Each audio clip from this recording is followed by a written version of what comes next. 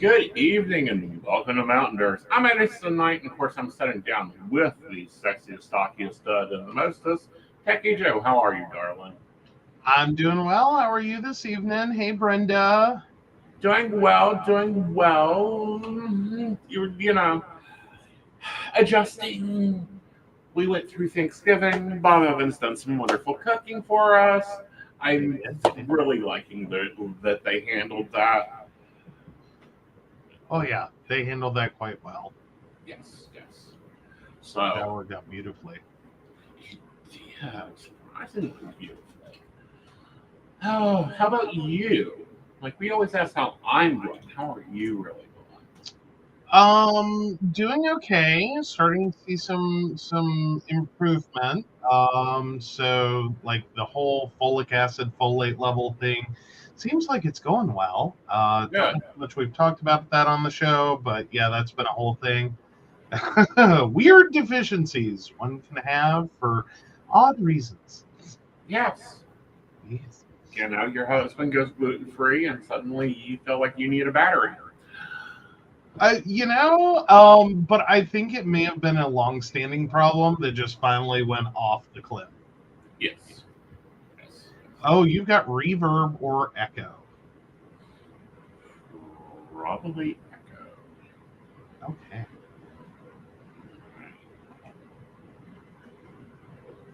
All right. So, did we cover the pastor?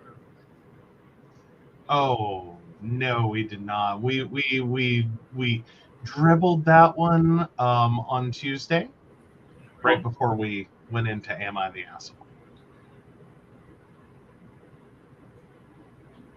Okay, well, I will try to be a little bit more careful with that. Apparently, your microphone is picking me up. Oh no. Yeah, because I'm getting reverb. Oh no. Let's see, if it's the blue, I should be able to redirect it and I think be okay. Cool. All right. So with that, this shocking case came out of the Fairmont area, Weston, West Virginia. And I mean, it's fucking shocking. Like, excuse me? Y'all guys want to say this? Really? Oh, yeah. So let's roll with it. All right. Victims of local youth pastor speak out about sexual abuse allegations. So, Weston, West Virginia. Last week, 5 News reported on a former youth pastor who was charged with nearly 200 counts of sex crimes against children, dating all the way back to the 1980s. Following his preliminary hearing, we spoke with 2 of the pastor's victims who are now in their 30s. Quote, first and foremost, seeing him in an orange jumpsuit and handcuffs was probably the most beautiful thing I've seen in my life, said Windra Pullen, who was just 3 years old when she said her uncle, John Radcliffe II, a local youth pastor, began to sexually abuse her. For years, Windra says she didn't think people would believe her claims of abuse and thought she was Radcliffe's only victim. But then, just a few days after one of the biggest moments of her life, all the trauma she tried covering up had returned. It wasn't until 3 days after my wedding, my mom called me over to her house to let me know that my sister was in the hospital for mental breakdowns, had told what our uncle had done. I burst into tears and said he did it to me too. From there, my mother talked to her sister and found out that her daughters are also victims, Windra said. At that point in 2004, we decided to go together to file a police report. That initial report was filed 20 years ago in March 2004. At the time, no charges were filed against Radcliffe.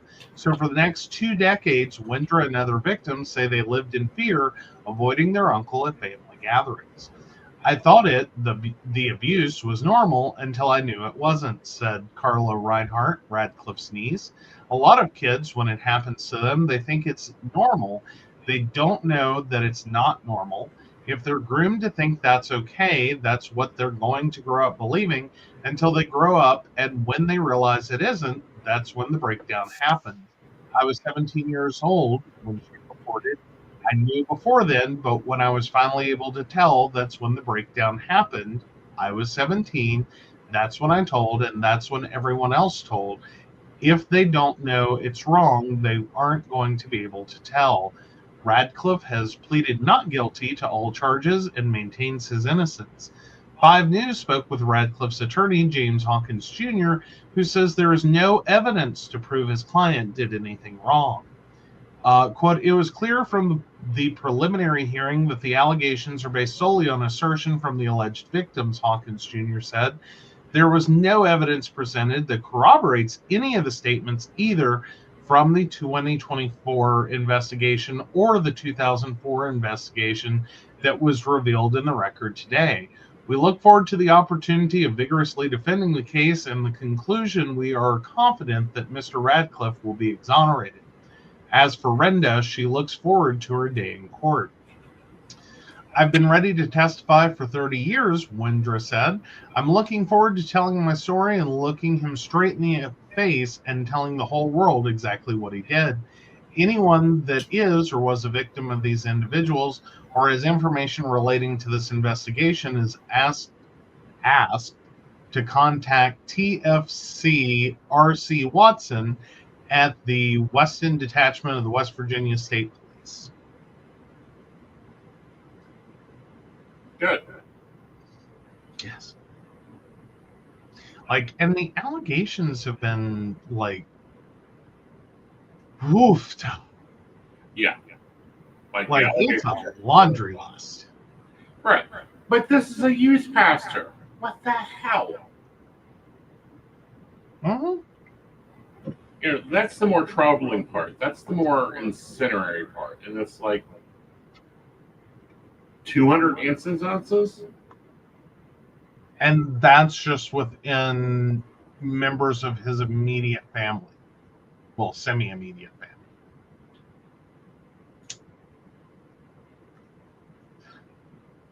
Because it's sounding like he was abusing multiple nieces, at least 3 based on the way that's worded. Right. So. You know, and they're still investigating this case. Mm-hmm. Mm-hmm. Which is worse. You know, and I'm like, what do you do with this? How do you just, you take this on and put up with it for so long? Yeah, it is very shocking when stories like these pop back into the news after, like a 20-year-old police report. Yeah. Yeah, just got new evidence. Yeah. Someone just confessed. Like, DNA is really advancing. And we've made jokes before about, needing to send a family warning if, we got DNA tested. Mm-hmm. In some families, a fun little DNA test to find out some cool factoids about your family tree. Mm-hmm. Yeah. Grandma wishes one granddaughter didn't do it. So a TikToker's ancestry DNA test leads to her grandmother's arrest for infanticide in 27-year-old cold case. So a woman who used an ancestry DNA test has unintentionally caused the arrest of her grandmother, who could now face life in prison. TikTok user Jenna Rose, 23, last week detailed how taking a genealogy test led to the arrest in May of her grandmother, Nancy Ann Gerwatsky, in the 1997 Baby Garnet case. Jenna had never met her maternal grandmother and only learned her name at 15 years old, but the case in which Gerwatsky was a suspect was infamous in their Michigan hometown due to its grim details. Police at the time said a woman had given birth at home alone to a baby that died of asphyxiation in the village of Newberry. Gerwatsky has now been accused of abandoning the baby's remains at the Garnet Lake campground, resulting in a 27-year-old cold case. So there is video from TikTok. Jenna shared that while she cannot explain everything that happened to her grandmother, she could tell her story about getting an ancestry DNA kit. Her mother was estranged from Gerwatsky, who lived in Wyoming before her arrest, so Jenna never met her. 1 year after getting her ancestry results, a police officer contacted Jenna. He was like, I just want to let you know I reopened a cold case from like 25 years ago, and your DNA is a direct match to the victim of this case, she recalled from the conversation. After the officer wanted to connect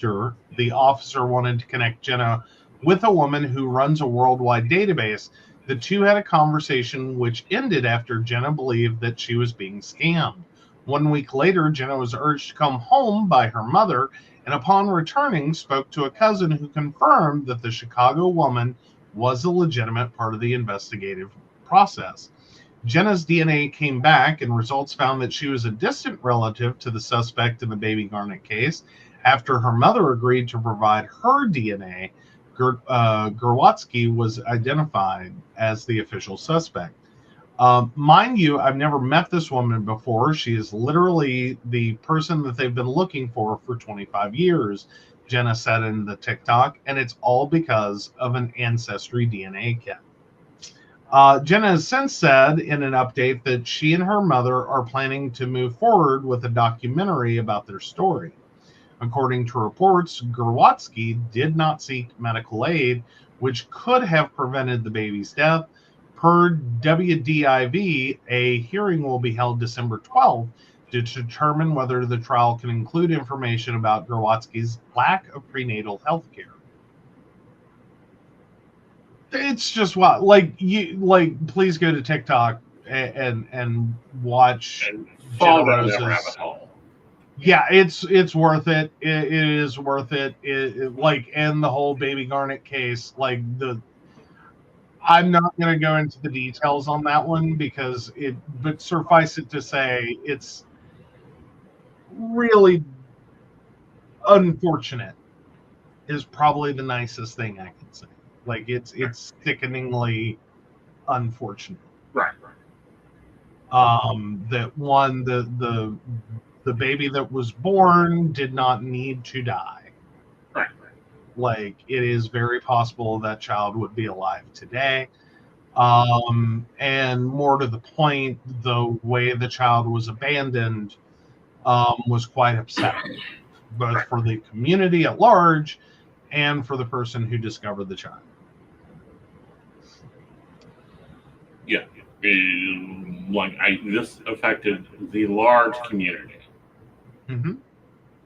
And has been a continuing source of pain for them, right, even into present day. Yeah. Because it was a horrific case. Yeah. What's getting me is so many cases are being solved by DNA and forensic DNA, which is what they did. Yeah. Which is, you don't need the DNA of the suspect, you need the DNA of the family members of the suspect. Mm-hmm. Well, and it's becoming a bigger part of police work is using not just immediate suspect DNA, right, but then, and especially in cold cases, using the larger connections possible by submitting that the DNA that they have and trying to connect with future family members that order genetic testing or see if there's any relation. Right. And it's like, excuse me, this is going to get interesting. Yeah. Yeah. Well, and it really has been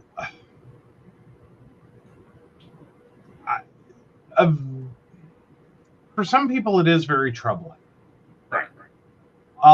With the idea that unfortunately, our genetic information is our own. However, it is also part of a bigger network Right. of all of the people we're related to. So a little piece of my information connects to other people's information. Right. So you start like narrowing down to, well, you're related. Mm-hmm. As a, you know, it's someone in your line. Yeah.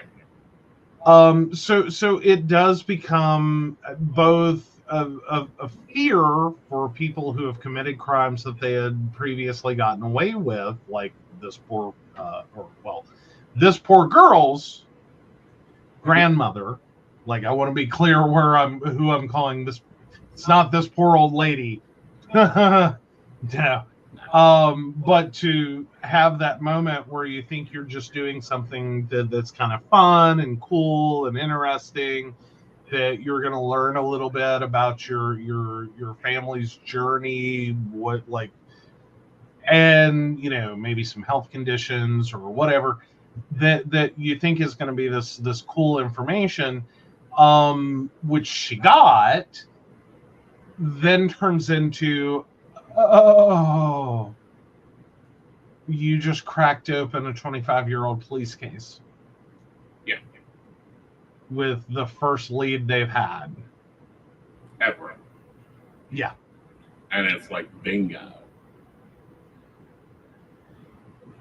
And so that can be very scary for like other family members, when they find out a relative has done this testing.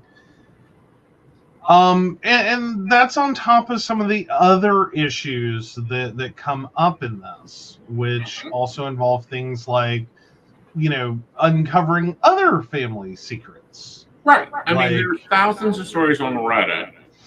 And this gets interesting is you have mean grandparents who backdoors test the baby and the grandfather, apparently not the grandmother, but the grandfather, and say, oh, the baby's not our son's.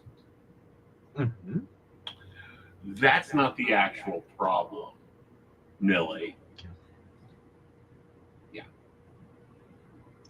Well, but there's a lot that goes on there. Right now, this is considered one of the, I think, biggest. Golden State Killer. At least current. Pardon? The Golden State Killer. Yeah, that one too. Yeah. But these are but it's in that the like, this is your worst case scenario. Is you go off and do your little DNA test and oopsies, we just unlocked a cold case. Right. That's your current worst case scenario. Right. Though, and that's on a larger national scale. Now you are potentially mired in something you never even dreamed of. But then there's also the personal side of it. Your other worst case scenario is you start finding out things like your parents aren't your parents. Right. That something happened in the family tree that someone didn't know about. Like you find out that your grandmother and your grandfather didn't have a child together. Right. But your grandmother had a child with someone. That's a series of things that have happened in families. Right. So it does get sometimes a little more interesting than you ever thought possible. Right. That it's not just, oh, look, cute information that's entertaining or helpful or useful or just cool to look at. You can also start finding out additional information Right. And sometimes information that other people didn't know. Right. Or in the case of some people, information their families had decided amongst themselves to either not share or Right. not share yet. Right. That there is a family secret. So it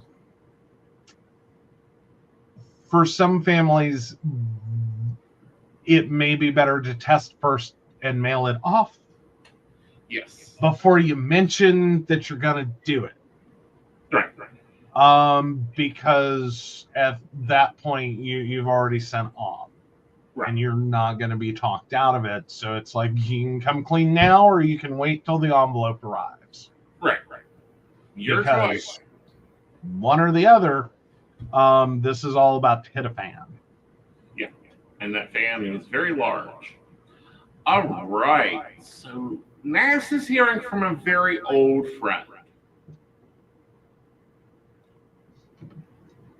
One older than you, my dear. Oh, yes, they are. All right, so Voyager 1 interstellar spacecraft finds its voice again as NASA restores communications. The farthest spacecraft from home is back to making long-distance phone calls. NASA has confirmed that one of its greatest ever missions, Voyager 1, is back in business with communications restored following an incident in October that had led to the veteran spacefarer losing its voice. Now 47 years old, Voyager 1 is 15.4 billion miles, 24.9 billion kilometers from Earth, a distance that grows greater with every passing second. With the power supply from its decaying plutonium dwindling, only 4 of its instruments remain operational, and surprisingly so, given they are now all working at temperatures lower than they were originally designed for. So when engineers commanded Voyager 1 to switch on one of its heaters to give the instruments a gentle thermal massage, a safety feature was tripped because of low power levels. The spacecraft's fault protection system monitors how much energy Voyager 1 has left, and if it deems there to be too little energy for the probe to continue operating, it automatically switches off non-essential systems. It seems that the heater was using too much energy, but the problem was that all the non-essential systems had been switched off long ago to conserve what little power remained. So the fault protection system took it upon itself to switch off the main X-band transmitter and activate the lower power S-band transmitter instead. Because of the great distance between Voyager 1 and Earth, however, transmission on the S-band antenna could not be heard by NASA's Deep Space Network, meaning that Voyager 1 had effectively fallen silent. So NASA engineers were able to resolve the problem early in November, and X-band communication resumed on November 18th, with the spacecraft once again returning data from its 4 remaining instruments. The low-energy charged particle experiment, the Cosmic Ray Telescope, the triaxial fluxgate magnetometer, and the plasma waves experiment. It's not the first time Voyager 1 has experienced communication problems. The spacecraft has certainly been showing its age. In 2022 and 2023, Voyager 1 began returning garbled telemetry, the latter issue taking until the summer of 2024 to resolve. And in 2023, its twin, Voyager 2, experienced a period of communications difficulties. This latest problem just exemplifies how fragile the spacecraft and their subsystems really are. Of course, this should not come as a surprise. Both Voyager 1 and 2 are considered quite elderly now, and it doesn't help they are the farthest spacecraft from home, traversing a cold, dark environment. Like you might worry about an elderly relative, every slight stumble that the Voyager probes make is alarming. And yet the 2 Voyager spacecraft seem to be outlasting predictions that they would have succumbed to low power levels by now. Their remaining instruments keep operating as they explore the depths of the outermost solar system beyond the Kuiper belt, although Voyager 2 was forced to switch off its plasma science instrument in September, the first instrument on either spacecraft to have been switched off in 16 years. And as each spacecraft loses 4 watts of energy per year from its total energy budget, as the decaying plutonium in their onboard radioisotope thermoelectric generator begins to ebb, their lifespan will ultimately be curtailed. If they can reach their half centuries, which is looking promising, it would be a magnificent achievement. The 2 Voyagers may now be old and require constant TLC, but they are true trailblazers. Having launched mere weeks apart in 1977, they have explored the outer solar system, discovered a wealth of detail about Jupiter and Saturn's moons, including the intricacies of Io's volcanoes, visited some planets for the first and still the only time, Uranus and Neptune, passed clean through the Kuiper belt and exited the sun's heliosphere, entering interstellar space. Yet, when they do eventually succumb to the night, the Voyagers won't stop. They'll continue plowing their lone furrows as they begin long orbits around the galaxy. Their story is just beginning. It'll be interesting to see what they get. Like, they're getting telemetry that's not being released. They're getting sending us information that isn't being released. I'm wondering if they're going to find Planet X, and if they'll release it. That's the more interesting thing. Mm-hmm. I just wonder if there could be a future mission intended to somehow augment them with updated power systems and let that data just keep flowing. Yeah. Like, are we too far away from them at this point to ever get anything close enough? Because I just wonder. Yeah. Like, would there ever be a way? And would they undertake it if there were? Pardon? Or they'll run into the robot planet. Oh. Fair enough. Get upgraded. But no, like I'm just thinking about it in terms of like a future mission. Would NASA ever actually make the endeavorment? Because it's like 2 oldest crafts, to even for the novelty of it, try to bring them back online with upgraded power supplies and let the data just keep flowing and make it a freebie, so to speak. It would be interesting. You just dump the data out to the World Wide Web and let it be. Mm-hmm. Well, I don't think government's ever going to dump space data to us raw. They haven't yet. Fair enough. They keep saying that we can't handle the information or we won't understand the information. And it's like, really?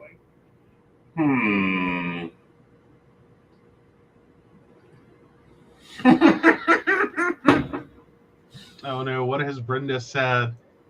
Aliens send them back with a no littering message and a fine. Fair enough. Fair enough. For those that haven't watched, read, listened to Star Trek, the first Star Trek, Voyager. This is the original series. Yes, there is a Star Trek movie called Voyager 1. Voyager returns to Earth after it has met a planet of aliens. They have upgraded and equipped it and sent it back home.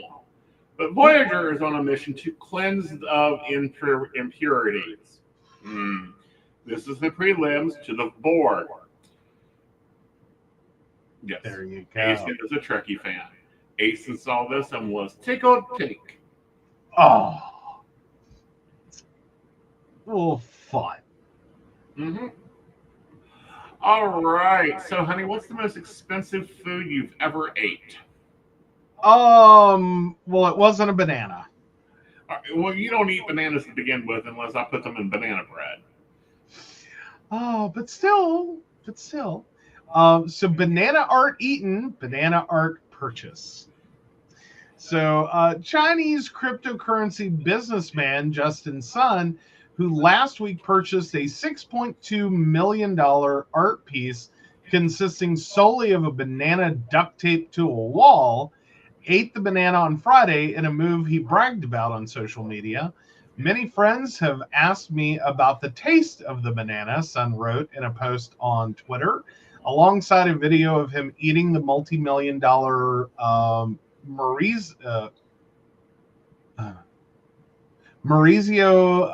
Catalan piece called Comedian. To be honest, for a banana with such a backstory, the taste is naturally different from an ordinary one. I could discern a hint of what Big Mike bananas from 100 years ago might have tasted like, said Sun, the founder of the cryptocurrency platform Tron. Big Mike bananas, a common translation of the flavorful Gros Michael banana variety, were once ubiquitous and have now become virtually impossible to find. Sun wrote that as thanks to Shah Alam, the 74-year-old Bangladeshi fruit stand employee who originally sold the banana for just 25 cents, he would purchase 100,000 bananas to be distributed for free to Alam's customers. Speaking to the New York Times, however, Alam noted a number of logistical issues with Sun's proposal. The profit on bananas is relatively low, Alam told the paper, only about $6,000 on a purchase of 100,000 bananas, and Alam is an employee of the fruit stand, not its owner. His salary of $12 an hour during his 12-hour workday, which affords him a shared basement apartment in the Bronx, would not be affected by a bulk novelty sale. This is not Sun's first venture into multi-million-dollar bids. In 2019, he won a $4.8 million bid to have lunch with Berkshire Hathaway CEO Warren Buffett.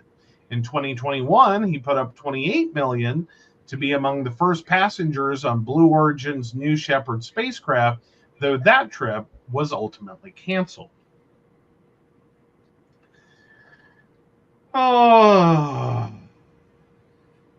some people will just spend money for anything. Oh, yeah, that banana art. Yeah, banana duct tape to wall. Yep. Really?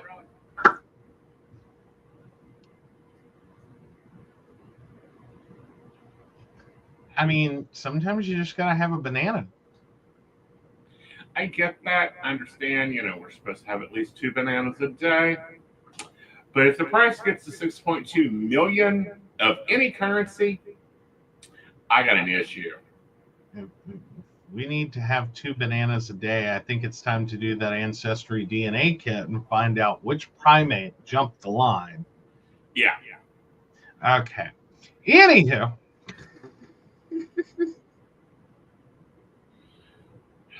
So now we dribbled a story on Tuesday, and I'm having a little problem because I fully expected this to have more reporting. Okay. And I can't find it. Okay. There is a whole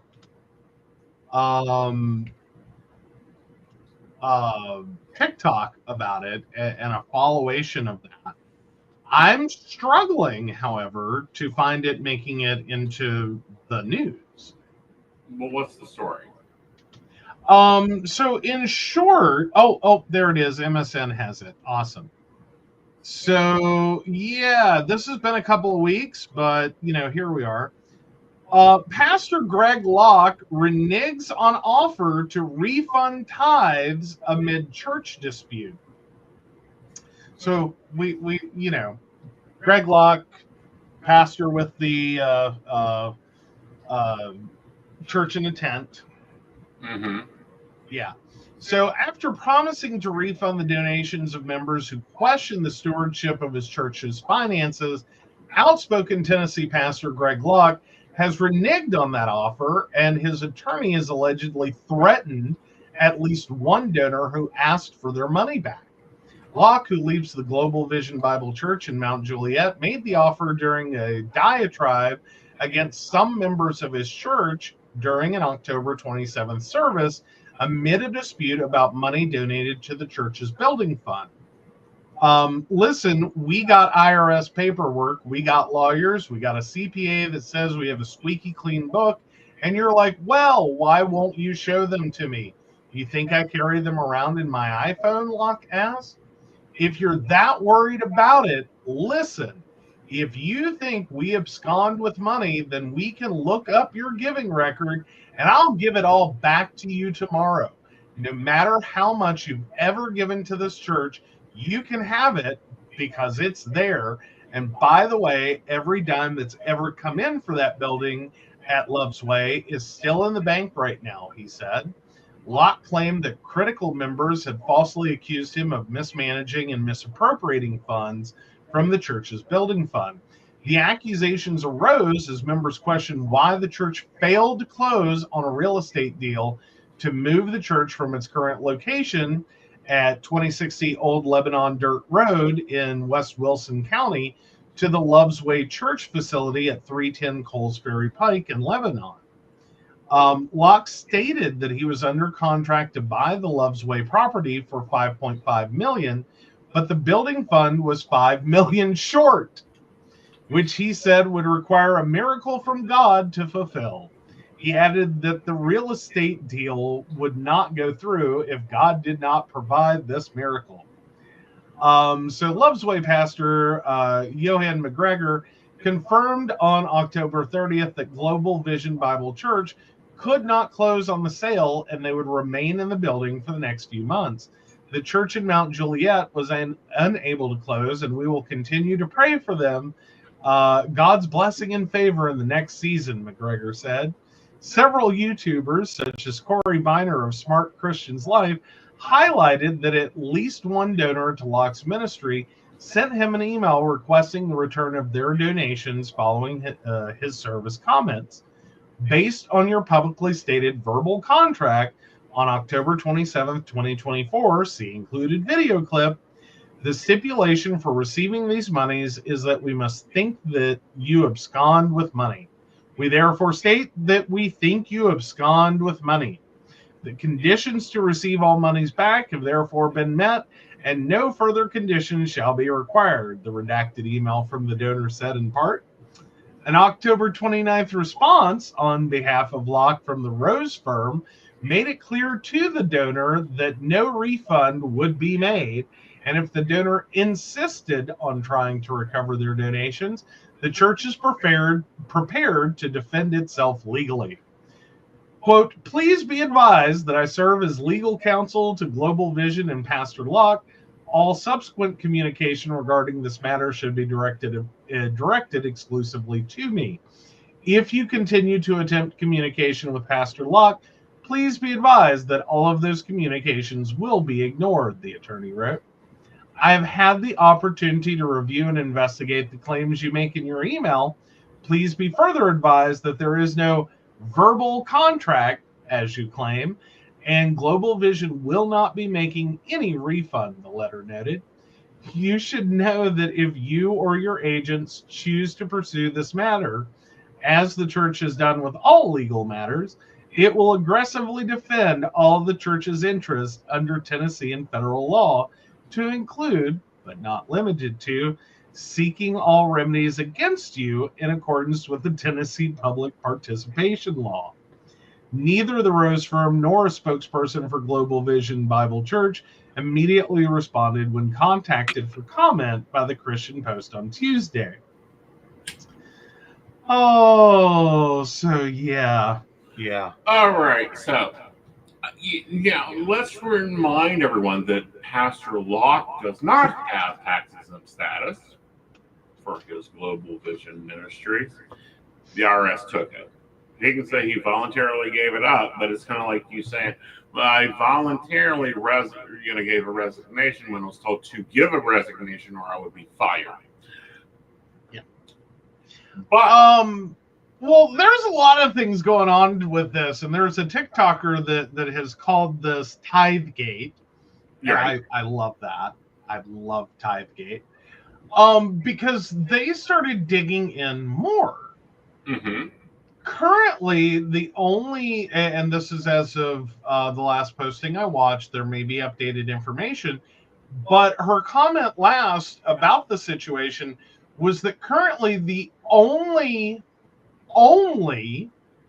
legal entity that they can find attached to the Locks at all is a business for Greg Locke's wife that should have nothing to do with the church.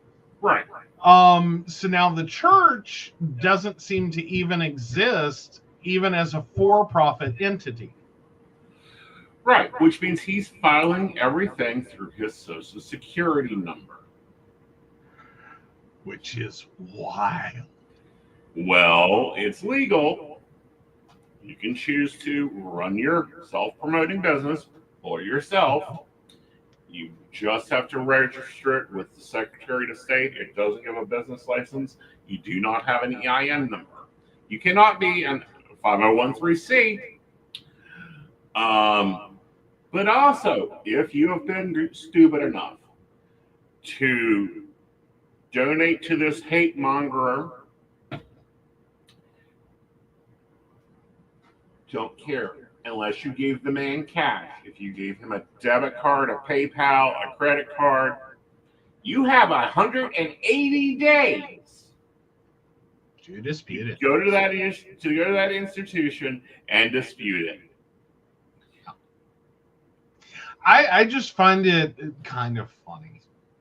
Oh, I find all this because all this started. The whole reason he lost his nonprofit status,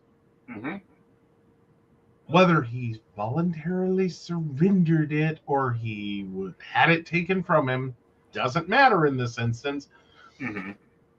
Because as a nonprofit organization, he was not supposed to be politically involved. Right. That not just him, just him.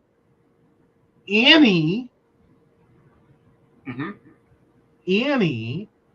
nonprofit that is not politically connected, as in it's not a political nonprofit group, but is a service or religious or other nonprofit organization, is not to have a political or is to be apolitical. Right. It is, you're there for the reasons you're there, not to promote a candidate. And he refused to follow that. Right. Flat refused. Was like, nope. Yeah. And so personally, I find it kind of funny. Not only did you get condemned by the state because of your political actions, apparently the people you politically endorsed didn't even care about that and couldn't spot you $5 million to get the church. That the city is also condemning your tent. Oh, the tent's already been condemned, and that situation gets wild. So the tent got condemned because of the mold. The church then turned around as a fundraiser, cut up the tent. Keep in mind that was condemned because of the mold, and made bookmarks. And has sold the tent in pieces, bookmark size.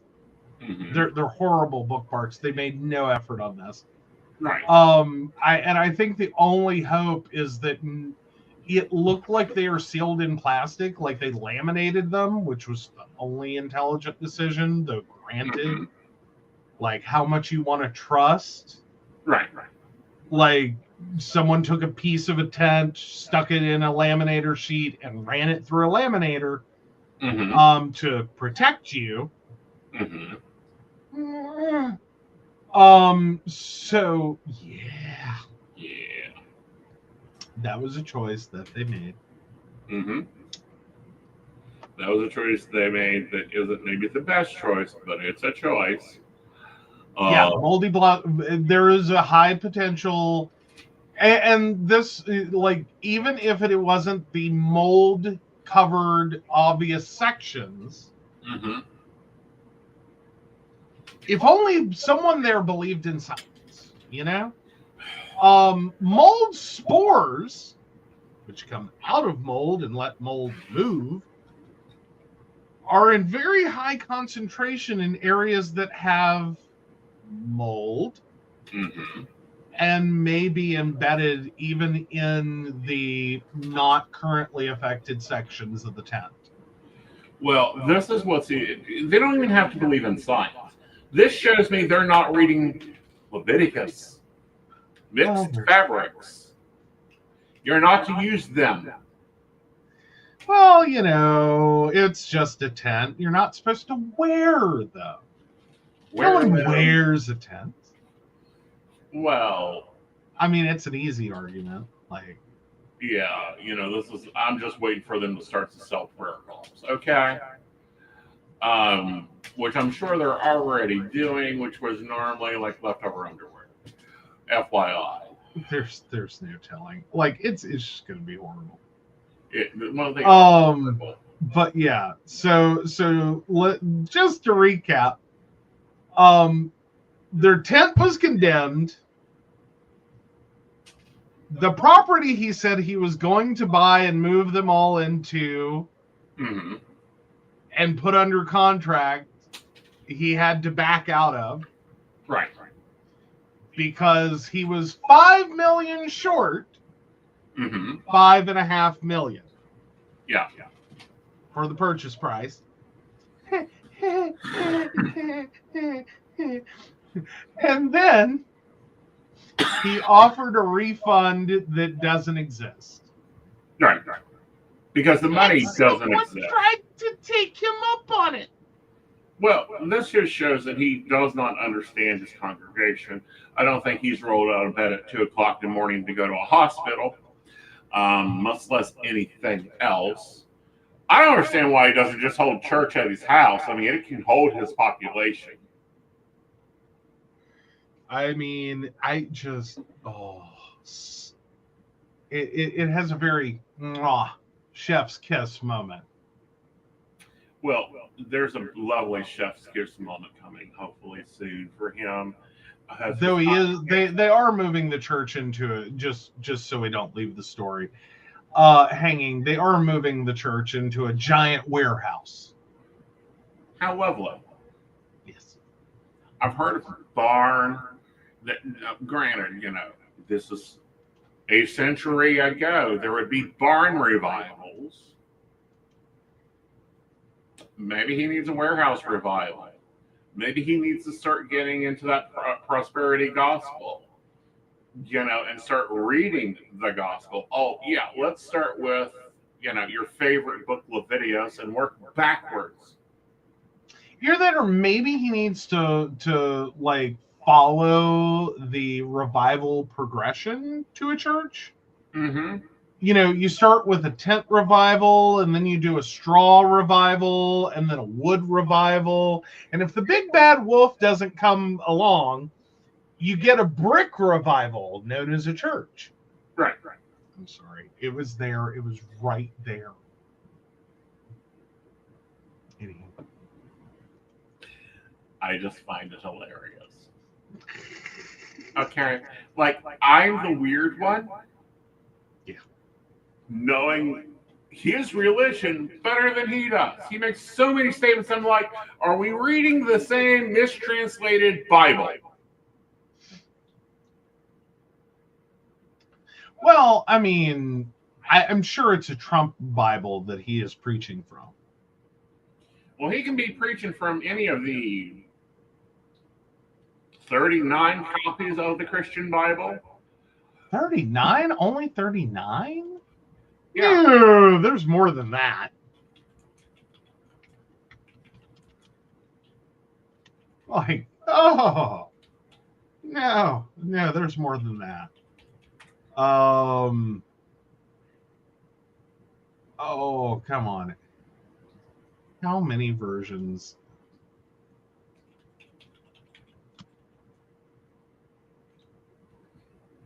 50. We're up to 50 now.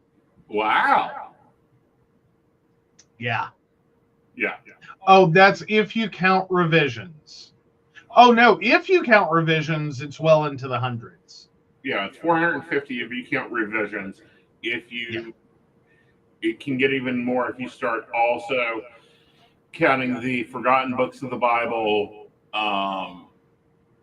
the Gnostic Gospels, the Catholic Gospels. There are a lot more versions of the Bible. Oh, yeah. Oh, the world's fun, right? Right. Oh, my goodness. All right. What you got up next? Oh, I don't know. Let's see. I want some tech. We haven't talked too much tech. You know, we had Black Friday. Was Black, like, I don't know, we were out today. It seemed kind of calm. Did we miss Black Friday, or is Black Friday just gone internal? Did Walmart even do doorbusters? Does anyone care? Like, was that the thankful sacrifice? Like, not to make light of it, seriously, was that the thankful sacrifice of what we lost with 2020's events? Like lockdown and all that. Like, did we just move past the doorbuster Black Friday? Let's just, Christmas isn't the same unless you trample a 70-year-old. Well, they don't open at 2 o'clock in the morning. I know that for a fact. Oh, yeah. Yeah, so that took out the fun.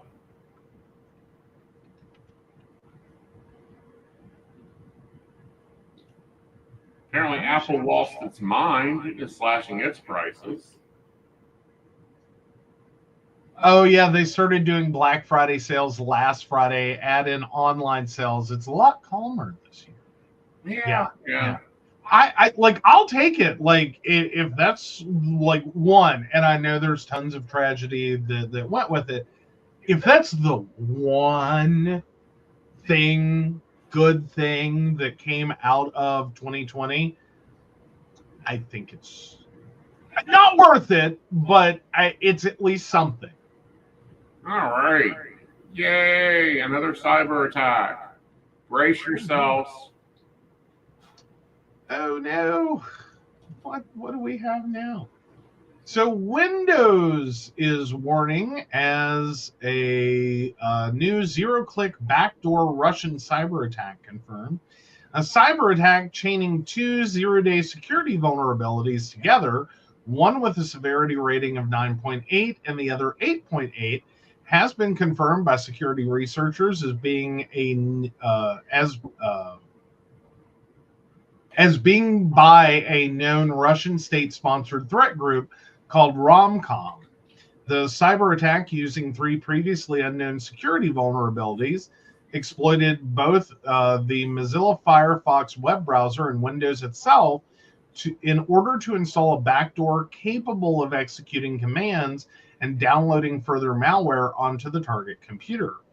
So what we know so far, with potential victims primarily located in Europe and North America, security researchers from ESET have published a detailed analysis of what they referred to as being a widespread campaign. To get an idea of how big a deal this cyber attack was, it involved the use of not one, but two zero-day vulnerabilities chained together in a powerful exploit that could end up installing a Russian hacker-controlled backdoor on Windows computers. The Mozilla vulnerability, CVE 2024-9680, with an extremely high common vulnerabilities and exposures risk severity rating of 9.8 out of 10, was a use after free memory flaw in the Firefox animation timeline feature. Meanwhile, the Windows Zero Day, CVE 2024-49039, rated an 8.8 out of 10, was a privilege of escalation flaw that could enable malicious code to operate outside of the Mozilla Firefox browser security sandbox. Chaining these two together in what was a zero-click exploit is about as close to a 10 out of 10 danger rating as I can think of, says the author.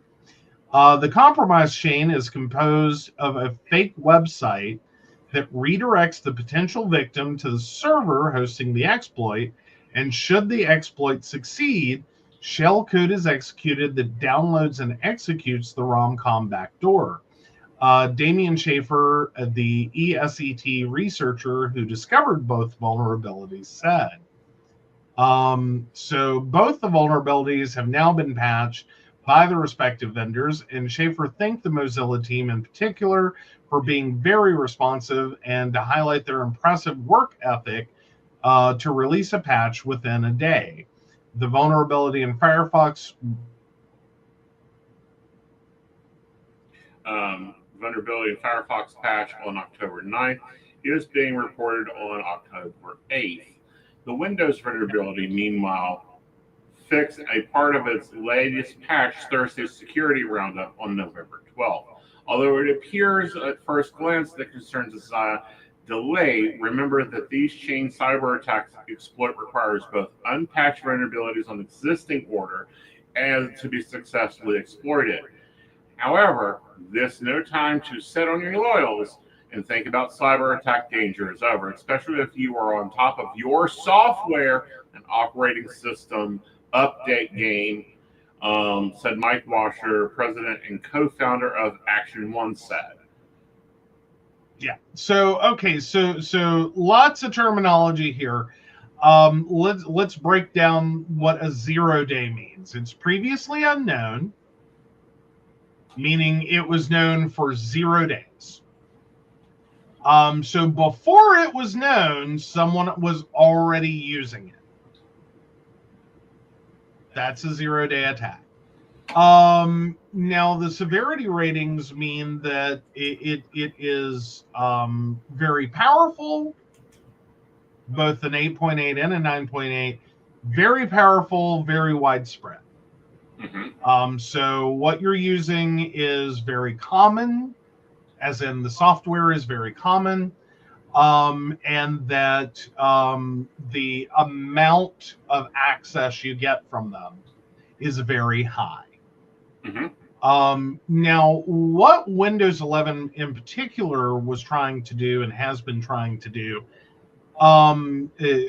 is called sandboxing, which is you take an application and you give it specific memory, specific space on the CPU, specific allocations, and you go, this is literally like you would treat a child.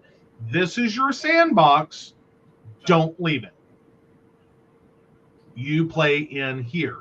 And the idea was this was supposed to reduce the vulnerability of Windows computers to cyber attacks, viruses, malware, all the bad stuffs. So what fundamentally happened is there was a flaw in that basically went, oopsie, some of the sand can get out. Now, coupled with that, or running on top of that, was Firefox, the browser, running in that sandbox, also had a flaw that was very similar, in which you're not supposed to be able to do this thing, right? But you can, right? If you do this specific action at this specific time, right. Then you get to jump into the sandbox like code running on a page. You don't have to click anything, don't have to do anything. Like once you visit an infected site and get redirected, you don't need to do anything. It jumps out of the browser into the sandbox, out of the sandbox into Windows itself. Yeah. And see, this can be very complicated because there's a lot of redirects, a lot of built-in things to websites that people do not even realize. This is why it's highly, highly important to make sure you run your updates. You don't let Windows tell you there's an update. You check it weekly. You check your devices weekly to run your updates. And I'm wondering, looking at this date switch time, if this is the reason that there's been issues elsewhere. Oh? Continue your thought. Specific networks have been having issues. Low traffic issues, redirect page issues. I wonder. I'm just specificating here. Looking at the dates and going, tech issue, update applied. More Immediate reduction. Yeah. Yes. Okay. It is possible. Depending upon... We need to go to break. Okay. Love diving into metaphysical topics, psychic insights, and lively discussions? Now you can help keep the conversation going. By becoming a Patreon supporter of The Psychic Coffee Shop, you'll gain access to exclusive content, behind-the-scenes insights, and special perks just for our patrons. Join our community and ensure that your favorite psychic show continues to thrive. Your support helps us bring more enlightening episodes, special guests, and deep dives into the world of the unseen. Become a patron today and enjoy a cup of wisdom with us every week. Click the link to join the baristas and unlock exclusive content. Thank you for your support. Unlock your full potential with Aeson Knight's life coaching. Are you ready to take control of your life and manifest the future you deserve? Aeson Knight, a seasoned life coach and master psychic, is here to guide you on a transformative journey. Whether you're navigating personal challenges, career transitions, or seeking spiritual growth, Aeson's life coaching services offer tailored guidance to help you achieve your goals. With Aeson by your side, you'll discover the tools to overcome obstacles, embrace your true self, and create a life filled with purpose and fulfillment. His unique blend of spiritual insight and practical coaching empowers you to turn your dreams into reality. Ready to make a change? Book your session today and start your journey to a more empowered, balanced, and joyful life with Aeson Knight. Click the link to schedule your first session and step into your power.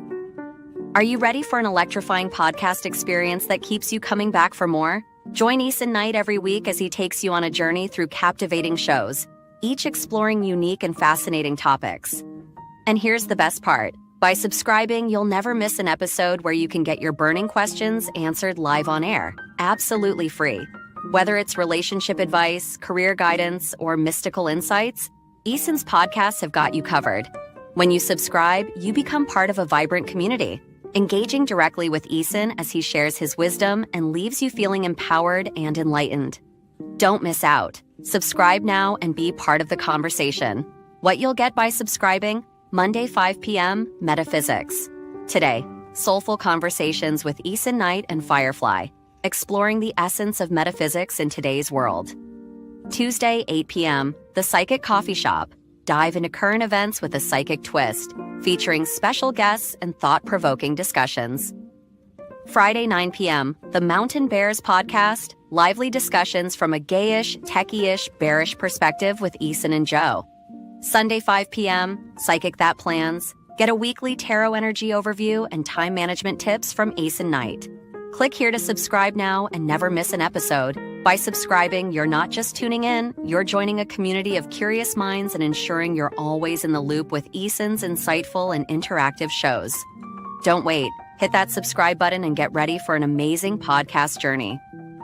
Ready for an enchanting journey of self-discovery? Join Lord Aeson Knight in our Wicca courses. Unveil the secrets of Wicca, explore deity relationships, rituals, and more. As a third-degree high priest, Aeson Knight guides you toward empowerment and enlightenment. Enroll today and take your first step into the magical circle. Click the link to begin your journey. Psychic Saturday. Get 50% off with Aeson Knight every third Saturday of the month. Don't miss out. Book now. All right. Welcome back. Sorry, we had a little escape. Does happen. Does happen. So that's why we went to an Insta break. Alrighty, baby. So you were saying? I've totally lost my train of thought. I was talking about how you need to weekly run your own updates. Don't count on the software to do it. Yeah. And how Yeah. possibly networks relying on redirect and tracking could be having issues. Yeah. So, yeah, make sure you're running your updates. Yeah. Always important. All right. So, do you have an Are You the Asshole? I do. I was actually about to hit send. So this one seems, it's a roller coaster ride, okay? Okay. The edit is what kills me on this one, but that's a little foreshadow. Am I the asshole for not letting my brother overshadow my wedding after he came out? I, 25 male, am getting married to the love of my life, 25 female, who I've been dating since I was 17, more or less uninterrupted. We love each other dearly, and nothing would make us happier than to grow old together. We got engaged last year and booked the wedding in North Wales. The wedding is just over a week away, and we've really gone all out on this because we want to make this a magical experience we'll never forget. The problem is that my older brother, 28 male, came out as gay earlier in the year. Our parents were nudging him on finding a girl to settle down with when he just spilled his guts. Our parents called me and my younger siblings together to break the news. Now I'm completely fine with this. I have nothing against LGBT people, and everyone is supportive. That's not an issue. The issue is that our extended family doesn't know, and ever since he turned 20, he's been getting that "when are you gonna get a girlfriend" question at family events. Something he admitted makes him feel weird and excluded from the wider family, but we all said when he's ready to come out, we'd support him. So last week, he messaged me to ask if he could bring a +1. I was confused and jokingly said, "Still in the beard stage?" At first, he kept me on red, but an hour later, he messaged me again saying, "We're not dating, but I would like to bring a guy along." I admit I was quite shocked by this, and to be honest, it doesn't sit right with me. I asked him if that was wise, seeing as he's not out, and he said, "I'm sick of hiding." I admit I was getting very freaked out and begged him to reconsider and pointed out this will completely overshadow the whole wedding. He said he highly doubted that would be the case and asked me to think about it. I did, and frankly, it just doesn't seem fair that he's trying to make the day I've dreamed of since I was 12 a day all about him. I messaged him explaining that I can't let him take over my wedding like this and how it may cause issues with my partner's family. I reminded him I love him and accept him, but he's simply responded back, "Okay, then, I won't be coming." At this point, I needed to let off some steam and I lost my temper a bit. I messaged back, "Thank you. If you're going to act like a spoiled child, I don't want you there. So for both our sakes, don't come or bring your gross partner with you." I very quickly deleted the message and reiterated that he's still welcome to come, sans partner. Instead of calming down and talking to me, he went to our family group chat and just came out there. Thankfully, everyone's been supportive, but I just felt sick. All anyone wants to talk about is him coming out. I haven't told my partner this yet, and when I tried to message him, he's blocked my number. I'm so upset and I'm so angry and feel like I've lost my brother. But at the same time, he's set on ruining my special day because he can't be patient. So, am I the asshole for not letting brother bring a gay partner to my wedding and overshadow my day? The edit kills me here. Please, for the love of God, stop calling me a homophobe. I am categorically not a homophobe. I have no issue with gay people. I'm just not comfortable with the thought of my own brother bringing some cheap hookup to my own wedding to do what they do behind closed doors.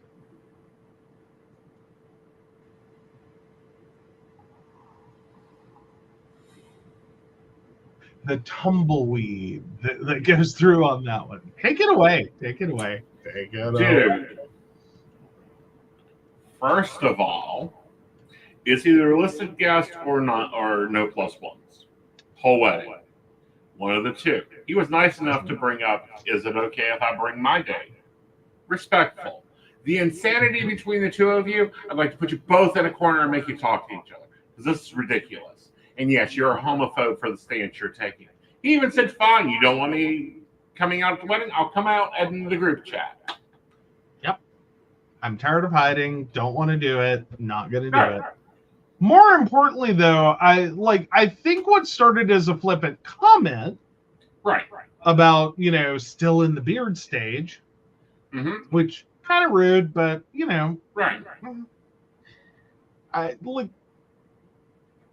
I can also find humor. Right. I think you kind of failed, OP, when instead of taking his question and just answering it, you basically panicked, and decided this was a worst case scenario and would be a threat to your wedding. Now, do I think it's your wedding and you can do whatever you want to? Yes. Do I think it's appropriate for your family to engage with your gay brother who's just come out? Also, yes. Do I necessarily think this would have overshadowed your wedding? I think you've lost it. I think you really needed to consider the realities when you said, whenever you're ready to come out, we will support you, meant whenever you decide to come out, we will support you. Because obviously, clearly, that's not what you meant to say. Right. What you meant to say was, when it's convenient for me. Exactly. If it's convenient for me, I'm more than happy to be supportive. Ish. If it's supportive to me. And furthermore, what they do behind closed doors. What do you think? What? That's the edit that got me. I'm like, what do you think he's gonna do? Or more importantly, is it, I don't have a problem with gay people as long as I don't have to see it. As long as they don't shove it down our throats. Is it one of those moments? Is that what you mean by supportive? Right. Because if it is, dude, that's not supportive. It's not. Like, that is really twisted. Because unless you, for whatever reason, you're more of an expert in your brother than I will ever be. Otherwise, what do you think he's going to do at your wedding? Like, steal your wife's dress and then, have a threesome with the officiant at the end of the altar? Assuming the officiant's male. Like, what do you think is done behind closed doors that your brother's going to do at your wedding? But I think what you really want to talk about, and the issue that you have, is you're fine with your brother being gay as long as it's not really something out in public knowledge, and he doesn't do anything like gay, like bring a male date to your wedding, and then, I don't know, dance with them. Right. Because apparently he's supposed to do that behind closed doors. And God forbid he ever kisses his partner, his date, anyone he's with. Right. Because that's supposed to be done behind closed doors. Right. You're really missing the boat. Right. On the supportive thing. Exactly. Because part of that supportive thing is understanding that these are normal couples activities. Yes.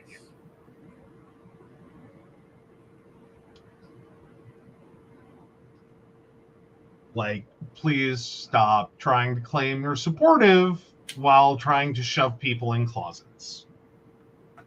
Yes. The only thing that belongs in closets are coats. Stop putting gay people in closets and stop making statements. Oh, I support, but no, you don't. No, you don't. No, you don't. No, you don't. No, you He don't. said, I really don't want you coming out at my wedding. So brother said, fine, I'll come out now. More than a week before the wedding. Yep. All right, so the poll is up. It is over at the YouTube, Aeson and Night YouTube. Feel free to vote. All right. So we're going to go to Gay Bros Over 30. Yes. Ask Gay Bros Over 30 says, it's hard when you're an overthinker and have a partner. I am an overthinker and I'm not very happy about it. There are many times it gets in the way of building a romantic relationship with someone. There are also many times I feel it's burdening and unfair to my partner or ex-partners. A lot of random unnecessary thoughts that mostly amplify insecurities about myself, the relationship, and my partner. My overthinking also does not just stop at relationships only, obviously, and I hate that I can't switch it off either. My current partner has been handling it well, keeping me assured, but I'm starting to feel and have the idea that he will get super sick of my overthinking and assuring me of my nonsense that he will eventually leave. My previous 3 relationships, 2 of which I got cheated on, and the previous one ended terribly, with me having severe panic attacks because I was in a relationship with a narcissist, ended up making my overthinking worse. Indeed, overthinking might also be the reason why they cheated or did something bad to me, I believe, and the effects just snowball from one person to another. The last relationship with my narcissistic ex was the worst. There was a lot of passive aggressive gaslighting and a bunch of traumatic experiences with him, which left me completely broken. He would always drive me to feel like I was being appreciated and loved, and then suddenly everything would be my fault and I wasn't good enough. It made the overthinking even worse, the self-critical worsen. After 1 year, I have another partner now. I've been trying to keep my overthinking in check because I know it's unhealthy. He has been very kind, thoughtful, and tolerating. He knows I'm an overthinker. He always assures me that everything is fine, but does say that I should not overthink things too much. I guess the long distance relationship is also a contributor to the anxiety I'm having, thus overthinking. But I've been teaching myself to trust him more. I had a breakdown again recently when he said he would go out to a party with his friends to celebrate something, a gay club. I know I can trust him. I know he loves me, but I succumbed to the overthinking again. And though I did not say I wasn't happy or forced him not to go, I said I didn't know why I was concerned or just worried about him going there. He did ask me why, but I couldn't give him the answer. But he still assured me everything would be okay. Maybe I'm afraid, maybe I have trust issues, maybe I'm insecure. The overthinking is just too much for me, and I hate myself for that. I can't stop thinking that he will hate me and feel that this overthinking is just too much to bear. Eventually, he will leave me, and that terrifies me because I love him a lot. This also makes the overthinking flare up more and forces me to do so many things to the extent that I sometimes feel that I'm too clingy and overprotective, manic, to make sure that he's okay with me and still feels interested in me. It's a recipe for disaster. Journaling. Empty the brain. 1 page, 15 pages, 50 pages. Doesn't matter. Keep writing it out. The problem with overthinking is it's like playing ping pong in your brain. Repetitive thought, repetitive thought, repetitive thought. He doesn't like twinks. He doesn't like twinks. He doesn't like twinks. He doesn't like twinks. You've got to empty that out. Yes, it's work. It's psychological work. It's meditation. It's reprogramming yourself. It's organizing so that your brain loses that overthinking skill. I'm a huge overthinker. I'm also one that looks at 1,500 possibilities and denotes which ones are more plausible. You have to do that. because overthinking is technically a trauma response. So you have to get yourself out of that trauma response. Mm-hmm. Well, and that's the benefit of writing out, or even if you just want to talk into like your phone on record, and then like get it all out, say it out loud, say it on paper, wherever you need to do it. Not necessarily with another person or with him specifically, but get it all out and then go back through it and start challenging it. Like, is that fair? Is that real? Is that likely? What is driving that? Where does that come from? Like, start picking it apart. Like, you're already overthinking, you might as well put it to work. And challenge yourself to not just accept what you've said, accept what you've written, but to really honestly question it and go, is that legitimate? It's okay to feel that way. I'm not saying that part's illegitimate. I'm saying, is the expressed thought, the expressed belief, legitimate? Like, what evidence has he given to show you that he personally and individually would do that? What has he done to indicate to you that this is more than he can handle? Like, literally just go through and start, asking these questions. And if you need a second round of it, because now you have all the answers to those questions and those still bug you, do it again. And again. Go through all the things that you have sat here and come up with, and literally you will get tired of it. And that's the goal. Because you're trying to turn it off. Because the problem with overthinking really generally has less to do with overthinking, and it's more about the loop, the spiral. And getting stuck in this thought going through your head unaddressed, thought goes through your head unaddressed, over and over and over. And it in a colloquialism, will drive you crazy. More specifically, it will cause this thought to just stick and control your actions. When you actually express it out loud or on paper, which you can do with a therapist as well to get used to the practice. But when you express it out and you start to challenge it, you tend to turn off the overthinking and start engaging the rationalities that, yes, that's a vulnerability. Yep, that could happen. Not very likely. Or maybe it is very legitimately likely. And that's fine. Just put that off to the side. You can deal with that later. And then you have to then go, okay, if it's very likely, how likely it is that Joe's been abducted by aliens at 2:00 in the morning and will not return because he likes alien space? Or is it more likely he's gone to Sheets to get donuts? I'm sorry, the alien abduction is on your very likely list? Yes. Okay. Synthorazine. No, the far more likely. Is, I've probably gone out to take care of something. Like, and here would be a good challenge for you is, what was the last things that we talked about? Like, what could we have talked about that would given me the inspiration to go out? Did you say something about needing creamer? Did I say something about needing to go to the pharmacy? Do you remember anything that might have come up?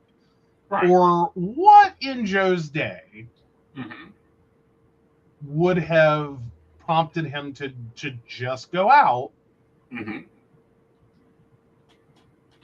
Again, these are examples. And yes, abducted by aliens is on your list, but for two reasons. one, you have above intelligence, and two, you're a tech geek. You're going to love a fucking spaceship. Please, the aliens drive through our neighborhood with the doors unlocked. I'm throwing them at their mercy. I will throw myself at their mercy.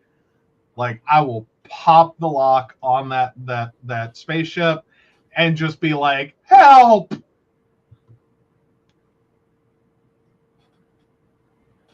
You're just proving why that's on that list. I mean, no offense, but in terms of likelihood, Right. that was, I'd put it down the list, like Right. way down the list. Like, would I? Yes. Would I at least ask, can I get 5 minutes? There's just a couple of things I need to do. Again, but at the same time, the rest of that is the other things, like, is this bag here? Is this computer here? Is his clothes still here? Okay, he's not moved out. Yes. But the reality is the most likely thing that has happened, and more to the point, right. Sometimes in the overthinking category, you have to go, so what would you do about it? Right. What would you do about it? You wake up, my shit's gone. Clearly, I've left. Right. What are you going to do about that? Call Julie. What are you legitimately going to do about it? Step one, and do and then what? And then what? And then what? Really works its shit out. Like, this isn't the thing you want to have happen. This would be a horrible thing to have happen. Mm-hmm. But if it's occurred, mm-hmm. then what? Yeah. Because again, if you're going to overthink it, don't half-ass it. Right. Follow it to its conclusion, which is generally going to be, you're going to be okay. Right. This is a horrible thing that has occurred. You have the capability to move forward. Mm-hmm. Not ideal, not what you wanted, but you can move forward. There is an and next after it. Mm-hmm. And ultimately, it's all going to be okay. Right. So the necessity of the panic, right. There isn't. Right. And you have to work out of those trauma responses. All right. So let's see. I think this is the unanimous court. It is. And the judgment is, yes, you are an asshole. And a liar. But an asshole. Yeah. I did not think this would be a difficult am I the asshole? No. Thank you. But it was a roller coaster, y'all got to admit. It is. It is. Oh. Right. So take it away. Alrighty. So, of course, we want to thank Beverly Walker, Mika G, Brenda, Joan Owen, Shannon C, Shannon D, Lady Gwendolyn, Caitlin Bell, Devin, Bella, and Maria Meyer. If you'd like to learn more about us, the show, or how you too can become a Patreon sponsor and receive all the wonderful benefits our baristas receive, please visit us at pcspnetwork.com. Yes, and we will be seeing you 5 o'clock Monday, 5 p.m. Monday for Metaphysical Today. We have a lot of things going on. You can come hear me DJ in Second Life on Fire Island. I will be on networks throughout the weekend. You can come visit the virtual coffee shop where you can sit down and have coffee and order a reading if you want. You can. Yes. So all kinds of. Well, and then you have new stuff in your store. You have email readings that they can go purchase. There's some new stuff there. Yes. Like, the new is coming up. Yeah, and the new, and you guys will probably be getting more emails, more postings to sit. We've got one more day of November 2024. We were into the month of December 2025. Of course, that also means the transit readings are going up. For your yearly transit report, that'll be $25 this year because it's $20.25. There you go. But still a good discount compared to the regular price. Oh yeah, compared to I think the $70. Yes. Yeah. So 2071. He may do a $17 one just to screw with y'all, so it's still cheaper than the regular price. Yes. Just saying. All right, guys. We hope you have a magical, magical weekend. Hope you had a good turkey day. You've got plenty of leftovers. Who knows, you might get a leftover video. We'll see. And with that, y'all, good night. Good night.